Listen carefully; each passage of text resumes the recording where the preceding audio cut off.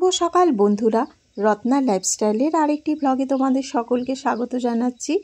আজকে অনেক সকালবেলায় মর্নিং ওয়াকে গিয়েছিলাম, প্রায় 5:45টার সময়। এত সকালে কিন্তু যাই না, তো কত সুন্দর লাগছে দেখো জায়গাটা। তো আমার মেয়ে কিন্তু স্কুলে চলে গেছে, তারপরেই দেখো রোদ উঠে গেছে কতটা। তো তখন ভাবলাম একটু ভিডিও করিনি। হাঁটতে হাঁটতে এখন ঘরের দিকে যাব, কারণ হানির বাবাও মনে হচ্ছে চলে এসেছে, কারণ এখন কিন্তু প্রায় 7টা বেজে গেছে। তো হানির বাবা চলে এসেছে যেহেতু, তখন এখন আমাকে চাটা বানাতে হবে, ব্রেকফাস্ট করতে হবে। তো প্রথমেই এসে দেখো বারান্দার দরজাটা খুললাম, তোমাদের একটু বাগানটা দেখাই। হানির বাবা বাগানে কাজ করছিল। তো এখানে তোমাদের কি দেখাচ্ছি বলো তো। এই দেখো কত বরবটি গাছ হয়েছে, দেখতে পেরেছো? এখানে সুন্দর করে মাচা করে দিয়েছে হানির বাবা। ধীরে ধীরে বরবটি ভেতরে ভেতরে হবে, আর হয়েওছে ছোট ছোট। আর এদিকে নীলকণ্ঠ ফুলের গাছ, আর এই যে দেখতে পাচ্ছ পুঁই মাচা। পুঁই গাছটা কিন্তু অনেকটা বড় হয়ে গিয়েছিল, কিছুটা কেটে কুমড়ো দিয়ে আমরা রান্না করে খেয়েছি গতকাল। বেশ ভালো লাগছিল, একদম নরম কচি। তো হানির বাবা বাগান থেকে দেখো বেথো শাক তুলে দিয়েছে, এতটাই হয়েছে। তো এটা দিয়ে আজকে রান্না করব। আর বাগান থেকে না আরেকটা দারুণ জিনিস তুলে দিয়েছে, এই দেখো কলার কাঁদি, একদম কলায় ঠাসা। তো এটা পাকবে, এখন এখানেই থাক, বেশ কিছুদিন রেখে দিলে তারপরে এটা ধীরে ধীরে পেকে যাবে। তো চলো ব্রেকফাস্ট বানিয়ে নিয়েছি। ব্রেকফাস্টে বানিয়েছি রুটি আর বানিয়েছি আলুর তরকারি, আর সাথে কিন্তু রয়েছে 2টো কাঁচা পেঁয়াজ। তো চলো খেয়ে দিয়ে ফিরে আসি।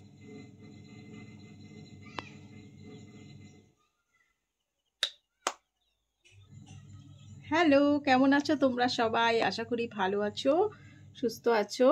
অনেকদিন পরে আবার ভিডিও দিচ্ছি, ভিডিও করাই হচ্ছে না। আসলে না মেয়ের এক্সাম শুরু হয়ে গেছে, যার জন্য না আর ভিডিওটাই করা হচ্ছে না। এত পড়ার চাপ না যে কি বলবো, কোথাও ঘুরতেও যাচ্ছি না, কি যে করি কিছুই করতে পারছি না।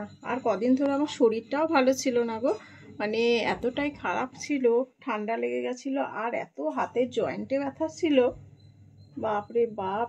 অনেক দিন ভুগলাম, সেই ভলিনি লাগিয়ে লাগিয়ে শেক নিতে নিতে তারপরে কমেছে। আসলে ঠান্ডা লেগে গেছিলো, আর মানে পুরো ঠান্ডা লেগেছিল, জ্বর হয়েছিল, 2-3 দিন জ্বর ছিল, আমার মেয়েরও ছিল, মনে হয় ভাইরাল ফিভারই হয়েছিল। ডাক্তার দেখাতে হয়নি, সেরে গেছে নিজের থেকেই, কিন্তু একেবারে শরীরটা দুর্বল হয়ে গেছে। চলো আমার মেশিন বেজে গেছে, বন্ধ করে দিয়ে আসি। হ্যাঁ, জামা কাপড়গুলো পরে মেলবো, আর 2বার ধুতে হবে। আসলে শরীরটা ভালো ছিল না, জ্বর টর হয়েছিল, অনেক জামা কাপড় হয়ে গেছে, ধুতে পারিনি। তো ধুলাম, আর মুখে লাগিয়েছি সানস্ক্রিন। তো চা নিয়ে নিয়েছি বন্ধুরা, এখন গরম গরম চা খাবো। হানির বাবা ব্রেকফাস্ট করে চলে গেছে, আর আমার ব্রেকফাস্টটা হচ্ছে, মানে রুটিটা খাওয়া হয়ে গেছে, চাটা না খাইনি। তো মনে পড়েছে, আরে আমি তো চাটা খাইনি। হানির বাবা আসলে খেতে চায়নি, কদিন খেয়েছে, কিন্তু আজকে বলছে আমি চা খাবো না, লিকার চা খাবো। তো লিকার চা করেছিলাম, লিকার চা তো আমি খাই না, আমি দুধ চাই খাই, নালে আমার মনে হয় কি আমি চাই খাইনি। তো করলাম। তো এখন একটু ধীরে সুস্থে খেয়ে নিই বন্ধুরা, আর তোমরা অবশ্যই আমার সাথে থাকো আর দেখতে থাকো রত্না লাইফস্টাইল। গতকাল গিয়েছিলাম হানির বাবার সাথে বাটা শোরুমে। তো হানি দেখো এই জুতোটা কিনেছে, এটা আমার পায়েও হয়ে যায় ঘরে পরার জন্য, আর এটাতে না দারুণ লাইট জ্বলছে দেখো। তো হানি না ঠাপ ঠাপ করে হাঁটে, এরকমই পা ফেলে আর লাইট চলে। কাজকর্ম শুরু করার আগে শেয়াল পণ্ডিতটা সেজে নিই, তারপরেই কাজকর্ম করব। বাথরুমে জামা কাপড় এখনও ধোয়া হচ্ছে মেশিনে, কারেন্ট চলে গিয়েছিল টুক করে, এই 2-5 মিনিটের মতো। তো আবার এসেছে, ধোয়া হচ্ছে। আর সোয়েটার পরেছি, সোয়েটারটা খুলে ফেলবো। এখন একটু হাওয়া হচ্ছে, সকাল সকাল তো ঠান্ডা ঠান্ডা হাওয়া হচ্ছে। যেহেতু জ্বর থেকে সবে উঠেছি, একটু নিজেকে ঢেকে রাখাই উচিত। হানিকেও সোয়েটার পরিয়ে পাঠিয়ে দিয়েছি স্কুলে। হানি স্কুল কামাই হলে হানি খুব রাগ হয়। 2 দিন বাদ চলে গিয়েছিল জ্বরের জন্য, কারণ জ্বর নিয়ে তো স্কুলে পাঠানো যায় না। তো চলো আজকে বেথো শাকটা রান্না করব। হানির বাবা বলেছে আলু দিয়ে ভালো করে রান্না করতে, আর দেখি কি রান্না। আমার বারান্দায় দেখো একটা ছোট্ট নয়নতারা ফুল হয়েছে, তো হানির বাবা লাগিয়েছিল, তো জল দিলাম। আর এই যে তুলসী গাছটা দেখতে পাচ্ছ, এটাও কিন্তু লাগিয়েছে, কিন্তু দেখো শুয়োপোকার উৎপাতে পাতাগুলো কীরকম করে খেয়ে নিচ্ছে শুয়োপোকাগুলো। তো চলো ঘুরে টুরে চলে এসেছি রান্নাঘরে।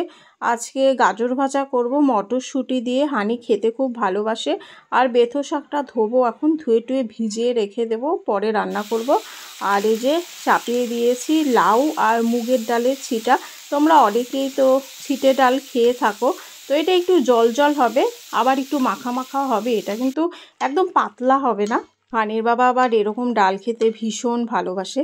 তো চলো বন্ধুরা, এখন আমার রান্না প্রায় শেষের দিকে, আমি এখন যাব স্নানে, তারপরে পুজো দেব। তো বন্ধুরা, ভিডিওটা এখানেই শেষ করছি। ভিডিওটা ভালো লাগলে অবশ্যই লাইক সাবস্ক্রাইব করে আমার পাশে থেকো। টাটা।